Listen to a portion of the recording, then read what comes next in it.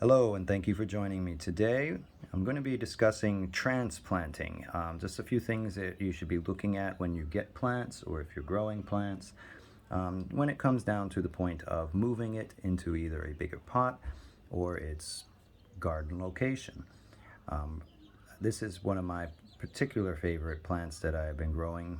It is the holy basil. It's still a little bit young, but I'm going to use this as just an example for today because what I like to do every season, at least once, is purchase a plant from somebody else, especially a new variety of basil. So today we have Boxwood Basil.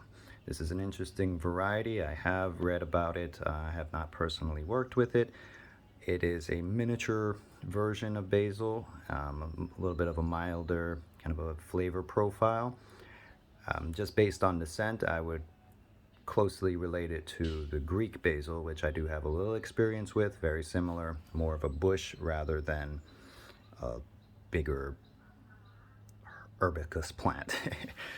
So today what we're going to be looking at though is just a few things that I look at, because when I get these plants I do look to take clippings from them and try to see if I can spread it and establish it a little bit further, just to familiarize myself with the plant. So one of the things that I'm looking at here is its base.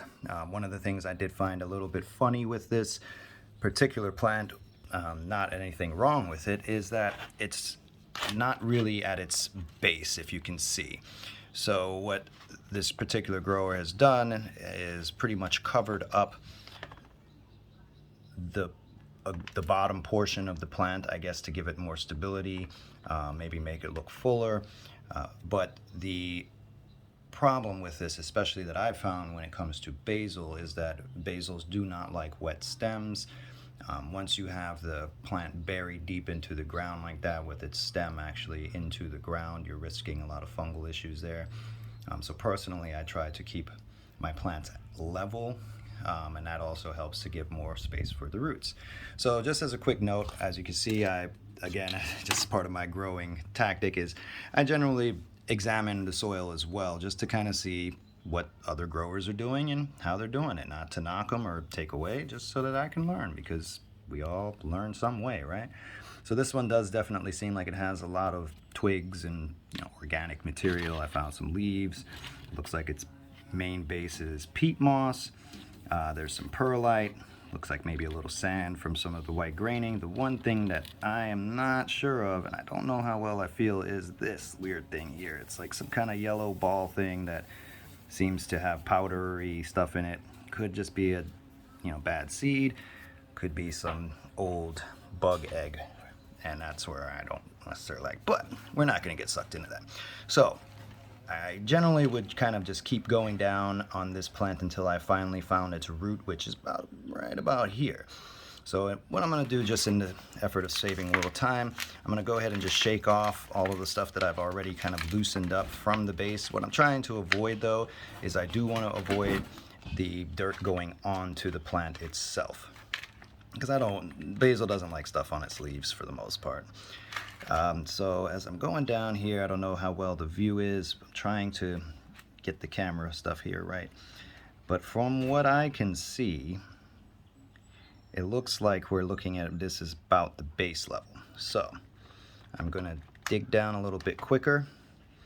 I'm going to put my fingers right at the point of where I feel like the base is, this plant is, and then I'm going to go ahead and shake it up, shake, just so I can get this off. Now again, this is not the best method to doing a transplantation, but this is me more so kind of examining the plant rather than transplanting directly.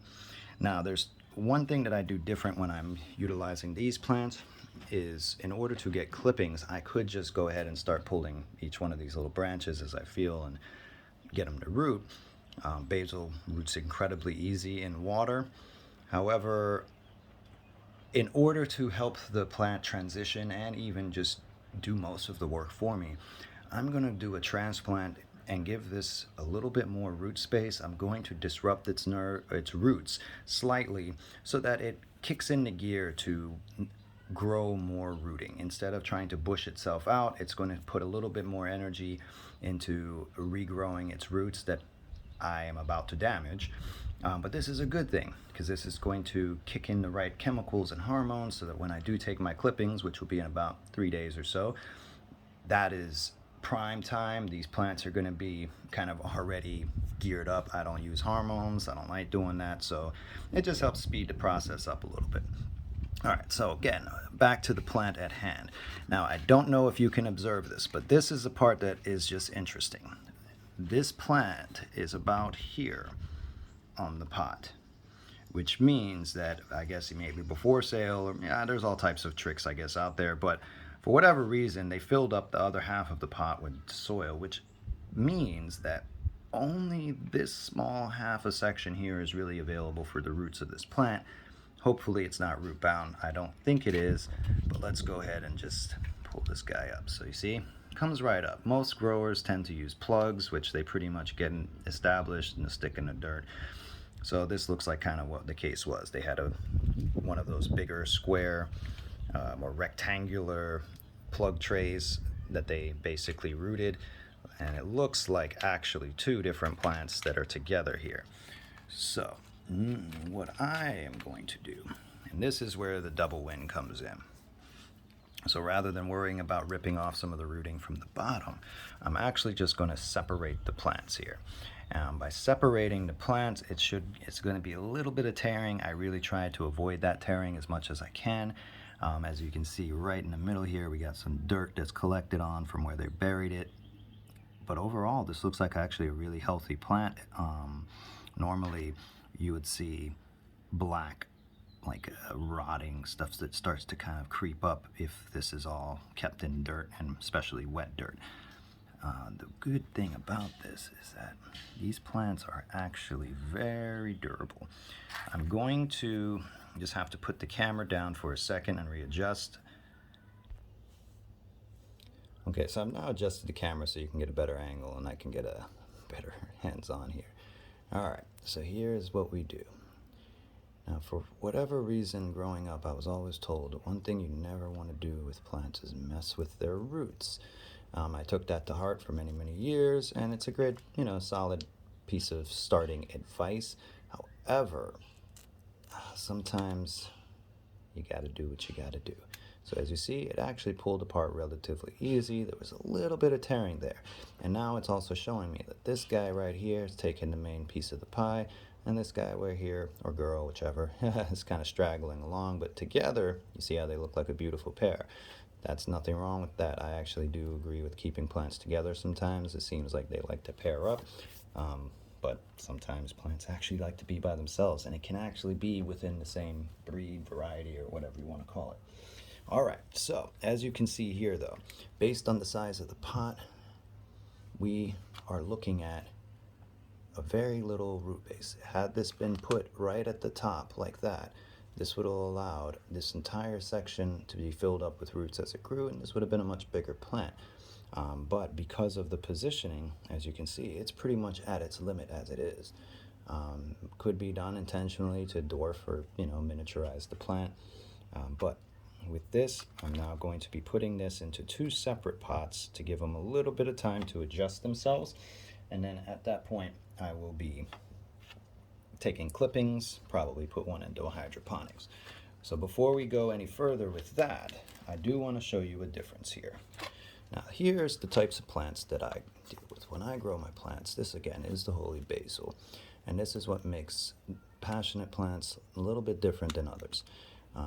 I don't believe in growing plants for profit. I believe in growing it for the passion. So I'm grabbing onto the base here, and all I'm doing is squeezing around on the bottom of the plant, bottom of the pot.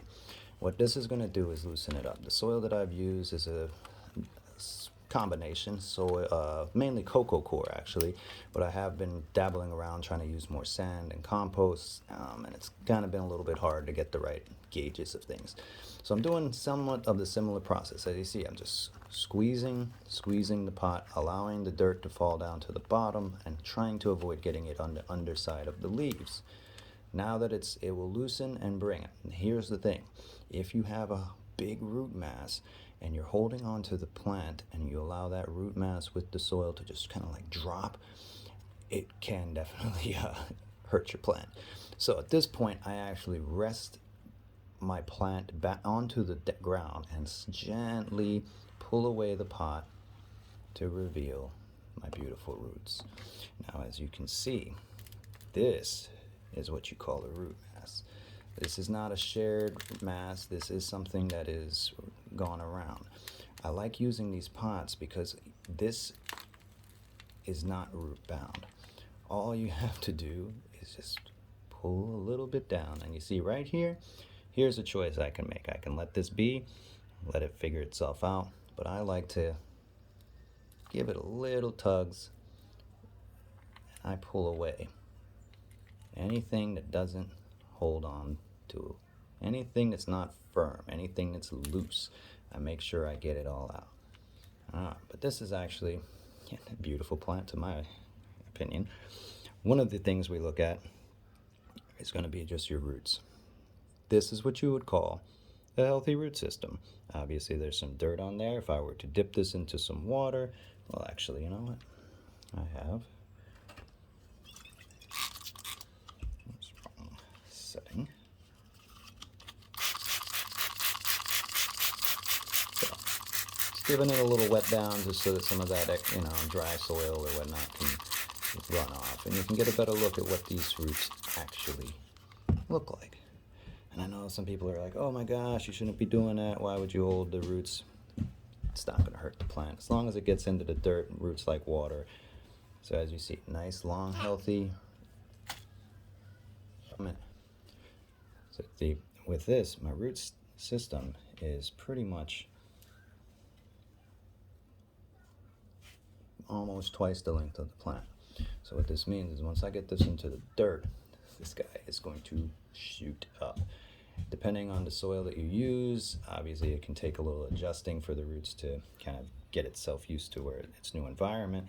But that's really what ultimately is going to determine the size of your matured plant, is the size of your root base. So again, we look at that in comparison to this guy. And obviously these two are sharing, so I'm not going to try to discredit and be like, oh, look at the mass versus the little tiny knot. But even if I go ahead and give this a little pull out, look at that.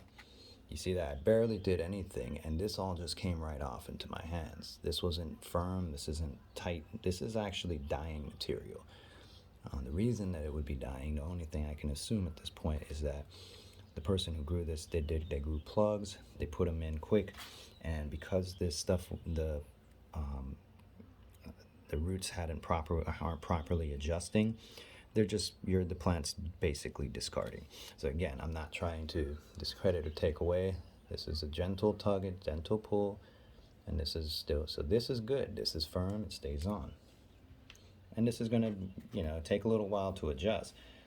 This, again, I hate, I'm not doing this in like a way to try to hurt my plants, but I know what my plants can take. This is if I grabbed hold and really just pulled. See, even this, you may say, oh my gosh, why would you do that? Because what this is going to do is make this plant work a little bit harder at trying to catch up. It's going to boost itself to the next level. But also, once I put this into my actual garden, most of these roots are going to become useless because these roots were specifically grown by the plant and developed by the plant for the soil mixture that it was in. So unless you're using actual garden soil, when you do a transplant, expect to see some root die-off. Most of the time it's underground and it will compost back and the new roots will take hold and take over. So it's not noticeable because we don't see that part. But the main thing is with these guys is you're looking at this taproot, if there is one. And this is another way that you can always tell if you have a clip or clone versus something that was grown from seed. Clones do not grow taproots. This big main guy right here, that's the tap. These are grown by seed at the beginning of this season. I will be taking clippings to try to spread and continue the sharing process. So I have nothing against clips, but again, it's just one of those ways that if you're ever wondering or curious, as you can see, as I'm looking at this one, there's not really any definitive taproot Make sure I'm not missing nothing there.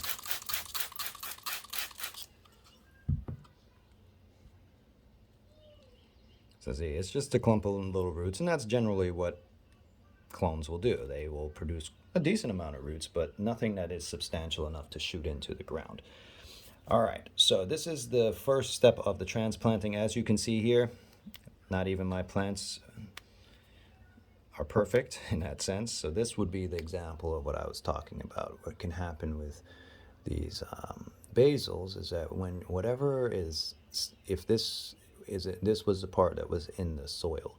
So this in itself with the holy basil, they're actually pretty hardy and they tend to do pretty good. So what this is going to do at this point is start to, it looks like it's beat it, and it's going to harden itself off, and this will basically start to grow. It'll creep itself up as a more like a hardened stem versus something that has